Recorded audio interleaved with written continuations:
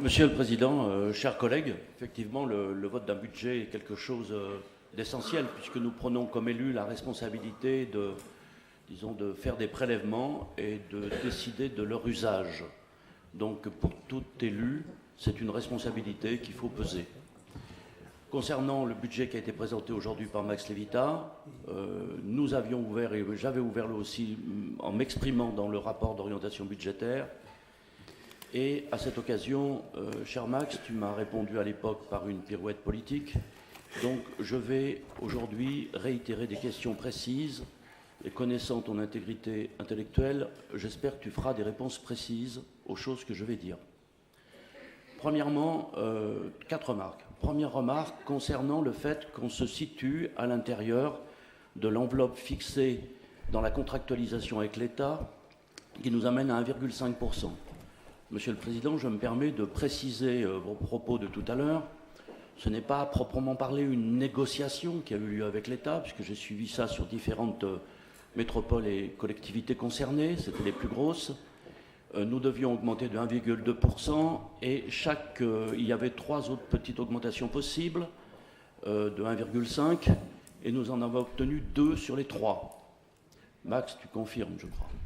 Et nous avons pu obtenir l'augmentation de 1,5% parce que nous avions une croissance démographique supérieure à une norme précise qui avait été fixée par le gouvernement, et aussi parce que nous avions un trend de croissance de dépenses sur les années qui précèdent, y compris sur la période de la présidence de Jean-Pierre Moore, qui faisait que nous étions une collectivité vertueuse.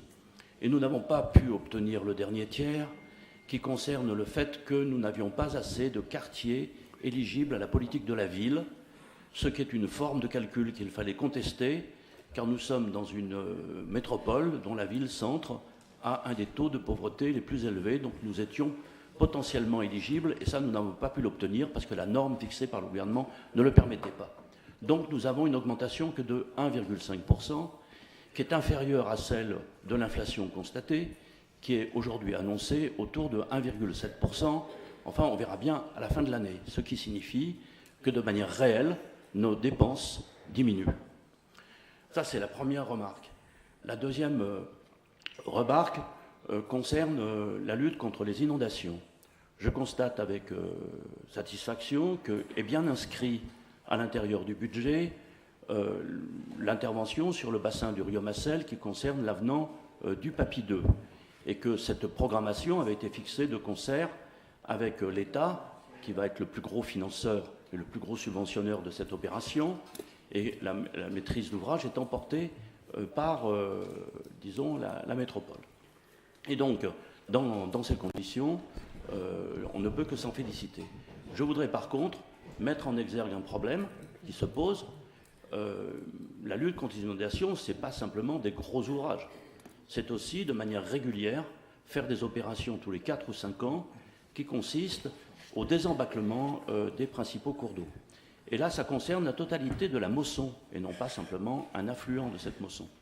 Il y a, disons, un marché qui peut être passé aujourd'hui, puisque tout a été préparé par le syndicat de bassin, et qu'il ne manque plus qu'une chose, que la métropole, disons, signe l'appel d'offres.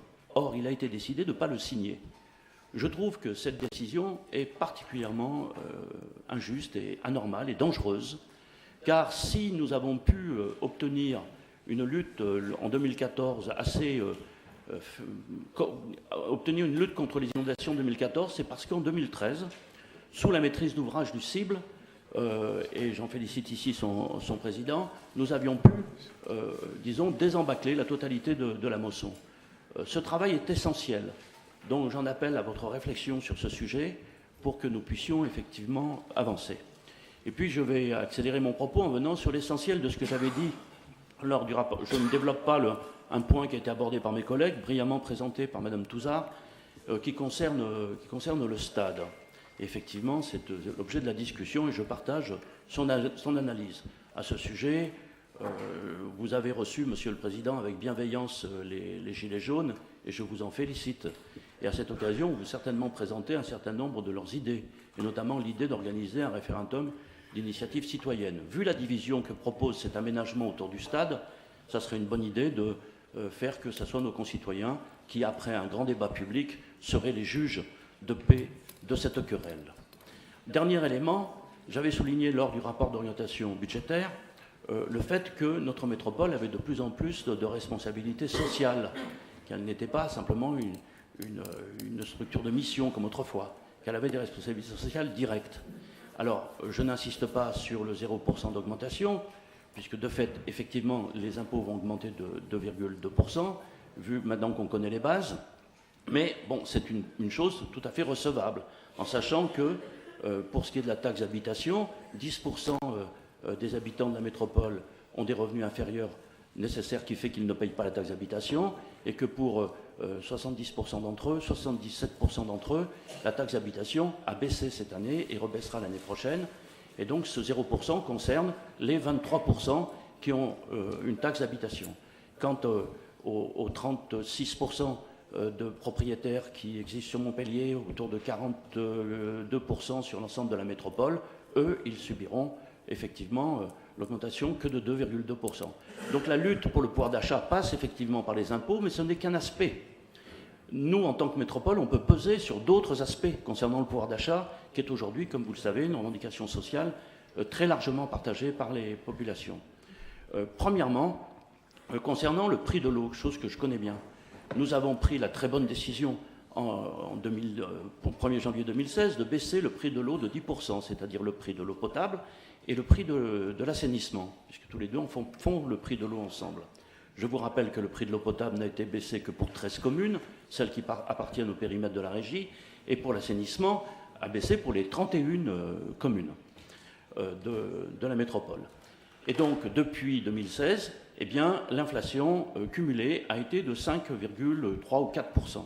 Ça signifie que nous avons déjà mangé 5% de cette baisse concernant l'eau potable en tout cas. Quant à l'assainissement, nous avons procédé à 2 augmentations de prix depuis, qui fait qu'en fait, aujourd'hui, la baisse du prix de l'eau n'est plus que de 2%. Donc je pense qu'il faut réfléchir à cette question, car l'eau est une chose essentielle dans le budget aussi de nos ménages, bien moins important que l'énergie, mais là nous avons un poids beaucoup plus limité, et donc il faudrait se reposer la question, est-ce que du point de vue de l'assainissement, on justifie l'augmentation des prix par l'investissement nécessaire sur Maïra? Peut-être qu'on pourrait étudier de près ce budget et voir que le taux d'endettement concernant l'assainissement, dont c'est un budget non seulement annexe, mais totalement autonome et imperméable avec la métropole, eh bien, est-ce que ce taux d'endettement est très faible à mon souvenir? Je n'ai pas le chiffre ici en tête, mais on pourrait éventuellement baisser le prix de l'eau et augmenter ce taux d'endettement concernant l'assainissement, puisqu'il est très bas. Et le ratio est très bas. Deuxièmement, concernant les transports, je vous avais dit lors de mon intervention du rapport d'orientation budgétaire que j'étais pour qu'on mette à l'étude l'élargissement des tarifs prioritaires et pour les personnes les plus démunies. Aujourd'hui, il est relativement limité et donc on voit des personnes qui franchissent le seuil très facilement. Il suffit que leur prime d'activité augmente un petit peu et hop, ils franchissent le seuil. Et à ce moment-là, les déplacements deviennent un véritable problème. Donc, lorsque nous avions décidé fort justement en 2014 de baisser le prix de transport pour les plus jeunes, eh bien nous avons contribué à un gain de pouvoir d'achat. Donc il faut peut-être se poser cette question pour la période qui vient. Ça n'a pas été discuté, effectivement, comme l'a dit Monsieur le Président, le seul lieu où nous, comme maire, nous pouvons coélaborer avec vous le budget, c'est le rapport d'orientation budgétaire. Nous n'avons pas d'autre lieu. Eh bien, j'ai posé la question. J'attends une réponse à ce sujet.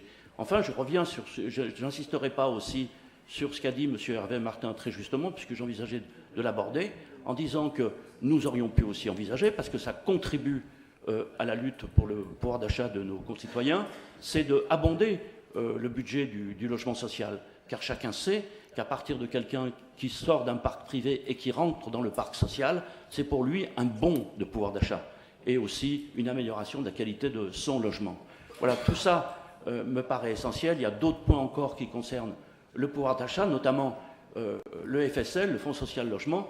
Nous avons effectivement des sommes qui sont affectées, mais ce sont les mêmes sommes qui étaient affectées pour notre territoire précédemment par le conseil départemental.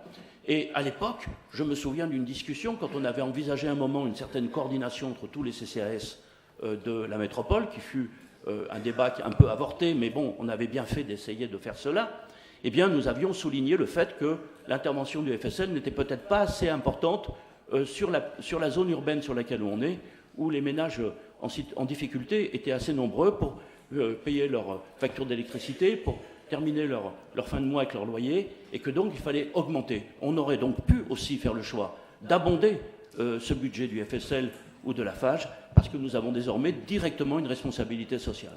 Donc voilà, dans ces conditions, je n'ai pas pris une position générale, et chacun en conviendra que j'ai détaillé mes justifications, et qu'au niveau de la commune de Grabel, nous avons réfléchi à ce vote en responsabilité. Vous savez, je suis conseiller métropolitain et maire depuis 2008. Lors de la première mandature, on me qualifiait souvent comme opposant, voilà, le vilain petit canard, etc. Bon, c'était bien sympathique. Mais dans cette première mandature, ce n'est qu'une seule fois que j'ai voté contre, alors que je n'étais pas, disons, dans le bureau et les instances dirigeantes de la métropole. Pourquoi ? Parce que nous ne sommes pas dans une collectivité territoriale. Nous sommes dans un établissement de coopération intercommunale. Nous représentons nos communes. Et donc, à partir de notre commune, nous savons qu'il y a un intérêt commun avec les autres communes. Et c'est donc dans ce cadre que nous avons réfléchi. Et cette fois-ci, nous voterons contre le budget. J'ai parfaitement compris.